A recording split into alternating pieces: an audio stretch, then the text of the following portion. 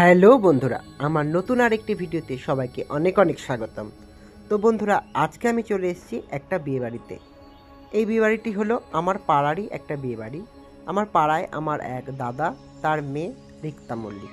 রিক্তা মল্লিক যদিও আমার ক্লাসমেট, তো সম্পর্কে আমার দাদার মেয়ে হয়। তো তারই বিয়েতে আমি এসেছি। আর এসেই দেখছি খুব সুন্দর লাইটিং করেছে এখানে। দেখো কি সুন্দর ফুলের লাইট, মানে লাইটটা ফুলের ডিজাইনে খুব ভালো লাগলো দেখতে লাইটটা। তারপর আমি সামনের দিকে আস্তে আস্তে এগিয়ে যাচ্ছি আর দেখছি বিয়েবাড়ির সামনে প্রচুর লোক। আর বিয়েবাড়িতে প্রচুর লোক হবে এটাই স্বাভাবিক, কিন্তু এখানে দেখছি এত সুন্দর ডান্স করছে সবাই, এত আনন্দ এত মজা করছে। আর খুব সুন্দর লাইট করেছে দেখো ডান্সের জন্যে।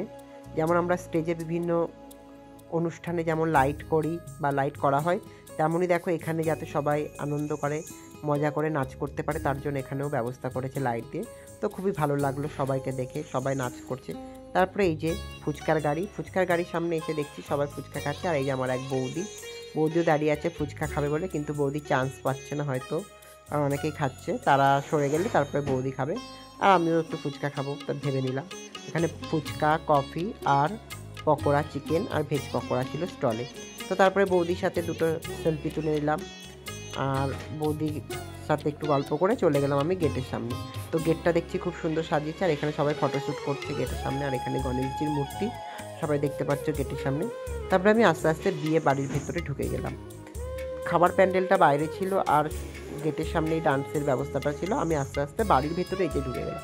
আর বাড়িতে গিয়ে দেখছি বাড়িতে সেরকম লোক নেই, কারণ সবাই বাইরেই মজা করতে ব্যস্ত। আর এখানে বউর বসানোর জায়গা গিয়ে দেখছি বউ এখানে নেই, তো আমি আর ঢুকলাম না, চলে আসলাম সামনের দিকে। আর এসে দেখছি এখানে ছাদনাতলা বানিয়েছে। তো ছাদনাতলায় গিয়ে দেখছি আমি অলরেডি বিয়ে কমপ্লিট হয়ে গেছে। এখানে খুবই তাড়াতাড়ি বিয়ে কমপ্লিট হয়ে গেছে। তো আমি ওখান থেকে দেখছি যে সবাই মানে নববধূ আর নববরকে মানে কি বলে জানি না, তো যাই হোক তাদের দুজনকে আশীর্বাদ করছে। তো দেখে আমি আবার চলে আসলাম খাল প্যান্ডেলের সামনে। আর প্যান্ডেলে ঢুকে দেখছি এটা ফার্স্ট ব্যাচ, এখনও কেউ বসেনি, সবাইকে বসতে বলছে। তো আমি দেরি না করে আমি ফার্স্ট ব্যাচেই বসে পড়লাম, কারণ পরে একটু ভিড় হলে অসুবিধা হয়। সবাই যেন বিয়েবাড়িতে কম বেশি ঠেলাঠেলি সিট নিয়ে হয়। তো দেখো এখানে বিয়েবাড়ি খাবার প্যান্ডেলের ডেকোরেশনটাও খুব সুন্দর করেছে। প্যান্ডেলটা সত্যি আমার খুব ভালো লেগেছে, সব কিছু মানে খুব সুন্দর হয়েছে। আর তারপর আমি একটু চারিদিকে প্যান্ডেলের দেখো ভিডিও করে নিয়েছি। প্যান্ডেলের ভেতরেও এত সুন্দর লাইট করেছে পুরো প্যান্ডেলটায়, সত্যি কিছু মানে বলার নেই, এত দারুণ দারুণ হয়েছে। তো তারপরে আমি বসে পড়লাম টেবিলে। এবার আস্তে আস্তে জলের বোতল, প্লেট দিয়ে দিল, লেবু দিয়ে দিল।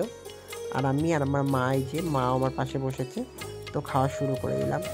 এখানে যে কটা মেনু হয়েছিল সবই আস্তে আস্তে খেলাম। পটল চিংড়ি ছিল, পনির ছিল, তো একে একে সবই খেলাম।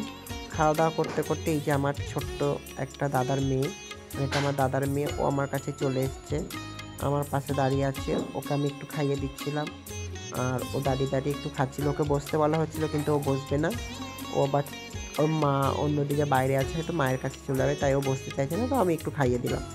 তারপরে দেখো একে একে সব রকম খাবার খেলাম। আর এইদিকে আমার বাবা আর এই যে আমার সাগরদা বসেছে আমাদের সামনে টেবিলে। তো রান্নাবান্নাও সত্যি খুব ভালো হয়েছিল, মেনু খুব ভালো ছিল। চারিদিকে দেখো সবাই খুব আনন্দ করে খাচ্ছে, খুব মজা করে খাচ্ছে। তো চারিদিকটা আমি ভিডিও করলাম আর নিজেকেও একটু ভিডিও করে নিলাম। রান্না সত্যি ভালো হয়েছে, সেটাই আমি আজকে বলছিলাম আমার একটা দাদাকে, সামনে যেই সাগরদা বসেছিল সাগরদাকে। তো খাওয়া দাওয়া করতে করতে চারিদিকটা একটু ভিডিও করলাম, যেহেতু বিয়ে বাড়িতে অনেক লোকজন এসছে। এইদিকে দেখো দেওয়া থাওয়া করছে ক্যাটারিং দাদারা, তারাও খুব ভালো পরিবেশন করেছে।